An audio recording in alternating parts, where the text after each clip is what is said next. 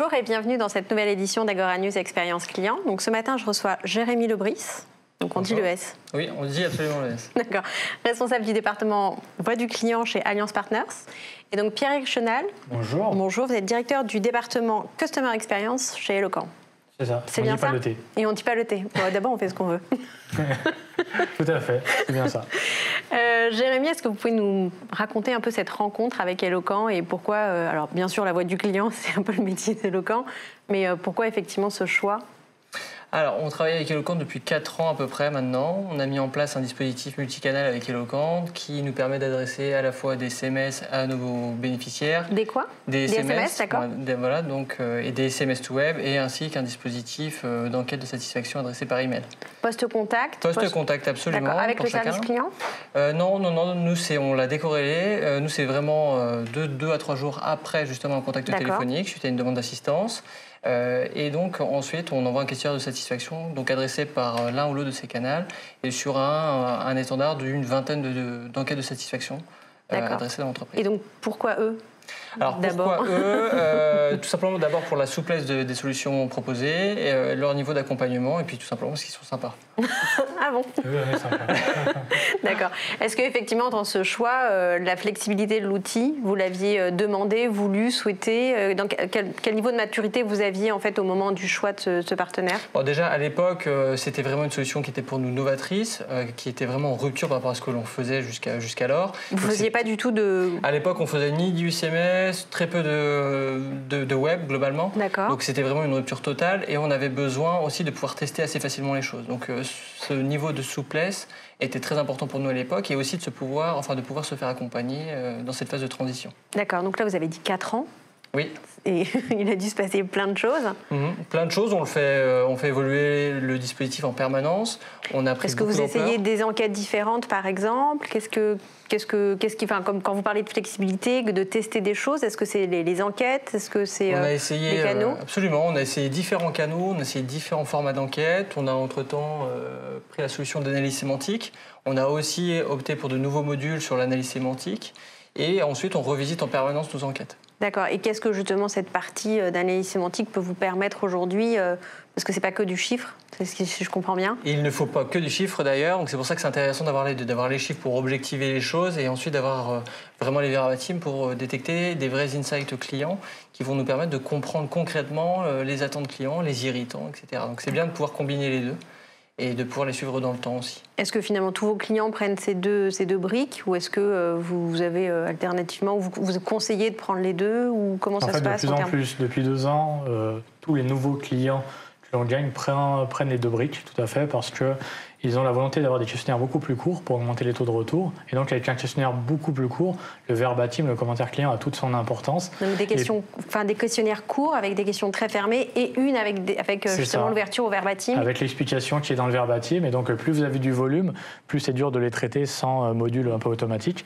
Donc globalement, oui, de plus en plus de clients maintenant nous prennent aussi ce module d'analyse sémantique. Ça devient un impondérable des dispositifs maintenant. Et comment il fonctionne pour justement remonter la totalité ? Est-ce que c'est des émotions ? Est-ce que c'est des tendances ?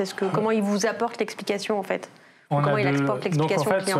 On a bâti une grammaire basée sur la relation client. En fait, on a étudié tous les verbatims de nos clients, quels que soient les secteurs d'activité, basés sur des enquêtes post-contact client. Et nos linguistes ont créé un moteur automatique qui permet de classer les verbatims dans différentes thématiques, d'analyser les opinions au sein des verbatims, savoir si les gens en ont parlé de manière positive, négative ou neutre. Sur les négatifs, on va aussi avoir des détections d'alerte pour savoir si parmi les gens qui ont donné des commentaires un peu négatifs, s'il y a des irritants majeurs de la relation client. Et c'est au client de vous donner des mots ou est-ce que non, en fait, il y a un auto-apprentissage en fait, du modèle. Le client, on va dire que 90% de notre grammaire fonctionne avec tous les clients et on reste 10% avec les clients pour customiser avec leur secteur d'activité, avec des mots un peu plus précis. Et donc vous voyez régulièrement pour justement corriger ce que vous retenez de ces verbatims ou comment ça se passe pour justement améliorer en fait cette analyse ? Lorsqu'on est amené à revoir le plan de code ou en tout cas la catégorisation qui est faite des verbatims, on va travailler effectivement en collaboration avec les équipes d'Eloquent pour justement nous permettre d'affiner et de voir s'il y a les volumétries associées à chacune de ces catégories. D'accord. Et c'est nous qui à un moment donné on se pose la question en se disant est-ce que tout simplement on n'a pas intérêt à faire évoluer les catégories que l'on a puisque le parcours client peut évoluer, aussi les attentes, les focus que l'on souhaite peuvent évoluer. Est-ce que la stratégie de l'entreprise peut aussi évoluer et vous permettre justement de focuser sur un certain nombre de points? C'est évident que si on se dit, on met en place une catégorisation pour 10 ans, on passe à côté de quelque chose, puisque l'entreprise a évolué, les parcours clients vont évoluer, etc. Je ne crois pas, mais bon, en tout cas, c'est une limite vraiment. Il faut aussi revoir ça, et c'est vrai que Eloquent peut nous aider justement à objectiver un petit peu ces tendances-là, et tout simplement, si on se dit, j'aimerais bien évaluer tel aspect, Eloquent va pouvoir nous dire oui, mais on n'est pas sûr d'avoir suffisamment de matière. Mais est-ce que ça part de vous finalement, ou est-ce que vous avez un travail, j'allais dire d'équipe? En fait, cela va dépendre des clients. Alliance Partenaire est très active, donc travaille beaucoup leur verbatim, donc nous challenge beaucoup. Et nous, on peut aussi challenger d'autres clients avec ce qu'on va faire des analyses de discours émergents. C'est-à-dire que tous les mois... Des analyses de discours émergents. En fait, vous avez une classification qui est faite, mais elle n'est pas gravée dans le marbre. Donc tous les mois, nos linguistes parcourent le corpus collecté pour regarder si de nouvelles thématiques apparaissent. Et si de nouvelles thématiques apparaissent, selon le volume, on va les soumettre aux clients en disant voilà, maintenant, dans vos commentaires, on a ces thématiques-là qui apparaissent. Est-ce que vous souhaitez en créer une catégorie ou c'est un épiphénomène et elle va disparaître aussi vite qu'elle est arrivée? D'accord. Et vous arrivez, est-ce que vous vous rappelez par exemple d'une situation ou d'un changement en fait dans l'entreprise ou de quelque chose que vous avez voulu tester et qui est passé justement par la voix du client? En termes de processus, oui, c'est ça, ou de modification. Qu'est-ce que vous avez pu tester, ou est-ce que voilà une jolie expérience finalement qui vous a aidé avec la voix du client? Alors, en fait, nous, la voix du client, on l'exploite à la fois pour enrichir, on va dire, les relations aussi commerciales que nous avons avec nos clients bipartenaires, donc des clients entreprises. D'accord. Donc, on ne la restitue pas de manière directe à nos clients finaux. Donc, on travaille toujours soit en interne, pour améliorer des processus au quotidien, améliorer des offres commerciales. Voilà, aussi. D'accord, de produits. Absolument. Et donc aussi, on est là après pour justifier nos niveaux de qualité de service auprès de nos clients entreprises qui achètent nos solutions. Donc c'est aussi dans ce cadre-là qu'on se sert de l'analyse sémantique pour, par exemple, dire, bon, vous voyez, effectivement, on a des bons niveaux de qualité de service, mais un axe d'amélioration que nous pouvons identifier est en lien avec le contrat que nous avons ensemble. D'accord. Et donc ça permet d'identifier, en faisant focus typiquement, vous voyez sur typiquement la catégorie contrat, on peut voir que nous, on a un irritant en lien avec le nombre de jours de véhicules de remplacement. Donc l'insatisfaction va vous permettre en fait de relever. Et donc, est-ce que c'est facile, en fait, c'est facile à lire finalement pour justement aller voir ses partenaires? Alors, il faut retravailler un petit peu la matière parce qu'aussi on est là pour la rendre le plus pédagogique possible pour des personnes qui n'y connaissent a priori rien. Ou en tout cas, il faut partir de ce postulat-là. Donc on retravaille cette matière-là quand même pour la rendre à la fois très concrète avec des verbatims pris individuellement qui vont bien être sélectionnés et qui vont illustrer l'histoire qu'on veut raconter. D'accord. Et aussi, on est là pour montrer des tendances et rentrer un petit peu dans un phase. Et c'est des revues mensuelles que vous avez avec eux, trimestrielles ou contractuelles sur un an? C'est plutôt annuel, effectivement, ce qui nous permet aussi d'avoir de la matière. Sur certains clients entreprises que nous avons, on pourrait le faire peut-être à des rythmes trimestriels. Le risque, ça serait aussi d'avoir une certaine lassitude. Ou d'avoir un petit moment et pas... Exactement. D'accord, la globalité. Donc là, on peut vraiment identifier les tendances de fond et pas tout le temps juste réagir suite à des événements ou à des épiphénomènes. D'accord, ok. Et en fait, justement, dans cette notion de stratégie de la voix du client, est-ce que vous avez pu trouver... ou avec Eloquent ou à travers l'outil, des pistes en fait d'amélioration qui sont autour du management ou autour des bonnes pratiques, parce que souvent on trouve de l'insatisfaction, on va chercher de l'insatisfaction. Oui. Est-ce que vous arrivez aussi à récupérer des bonnes pratiques pour justement alimenter un management positif ou Alors en fait, nous on est sur une activité où donc on est sur de l'assistance. Si, il y a énormément de positifs. Il y en a pas. Il y a beaucoup de positifs. Généralement, on est là pour dépanner des bénéficiaires, mais sans qu'ils n'aient rien à payer sur place directement. Donc généralement, on est plutôt perçu comme étant un pompier de service. D'accord. Ce qui génère des émotions très positives, puisque les clients sont en plus généralement dans des situations de stress, ils n'ont rien à débourser, on vient les sauver. Donc c'est plutôt gratifiant pour ça. On se sert de tous ces verbatims positifs qui sont remontés, qui sont analysés. On s'en sert effectivement pour alimenter des opérations, justement en disant tout simplement, ça peut être lié par exemple à un contexte très chaud en termes d'activité, juste envoyer un verbatim positif en disant je suis très content que vous ayez pris en charge ma situation, ça m'a permis d'aller au travail, etc. Et donc vous le partagez avec les équipes? Absolument. D'accord. Et un cas que j'ai en tête qui est très récent, c'est aussi un verbatim qui a été émis et qui était en l'occurrence émis par un personnel soignant qui nous remerciait justement d'avoir prolongé son véhicule de remplacement pour lui permettre d'aller au travail, etc. Pendant la phase de Covid, c'est aussi des verbatims qui font plaisir aux équipes. D'accord, ok. Et donc Pierrick, est-ce que vous avez aussi cet accompagnement ou ce type d'accompagnement comme vous avez avec Alliance Partners, avec d'autres clients? Oui, on accompagne une multitude de clients dans ces dispositifs d'écoute en continu et d'analyse sémantique dans différents secteurs d'activité, que ce soit des mutuelles, des opérateurs de téléphonie, des transporteurs, des assureurs, des retailers. J'ai quelques noms en tête.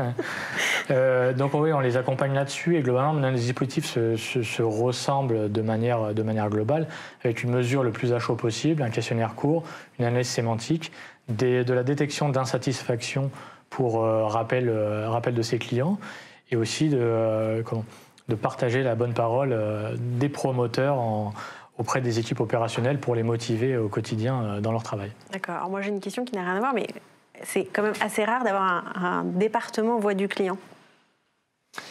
Écoutez, ça correspond à une tendance, je pense, de fond, mine de rien, du marché, qui sera certainement de plus en plus amené à se structurer de cette manière-là pour justement pas siloter les enquêtes de satisfaction, les réclamations, certainement d'autres data clients. Nous, en tout cas, c'est comme ça qu'on a... Les avis sur Internet. Les avis, exactement. Typiquement, pour rebondir sur les avis, nos chargés de réclamation peuvent agir sur les réseaux sociaux en cas de mécontentement. C'est des chargés de réclamation? Oui, avec l'aide d'un community manager. Le community manager va être là pour identifier et puis canaliser, etc. Mais néanmoins, le traitement du dossier, si par exemple quelqu'un est mécontent de tel ou autre aspect, ça va être repris par un chargé de réclamation qui ensuite va pouvoir répondre sur un forum, sur les réseaux sociaux, etc. Donc on a une bonne vision des parcours clients, bien sûr, mais aussi de la voix du client à travers des réseaux sociaux. Donc vous avez défini les parcours clients? On a défini les parcours clients et on continue à travailler en permanence dessus. D'accord. Ok. Bon, alors, encore une fois, ça n'a rien à voir, mais est-ce que vous avez été aidé, justement, parce qu'on vient juste d'en parler en fait dans une précédente émission des parcours clients, et je trouve que est-ce que finalement la voix du client vous a aussi aidé à construire ce parcours ou à détecter effectivement les moments faibles dans ce parcours?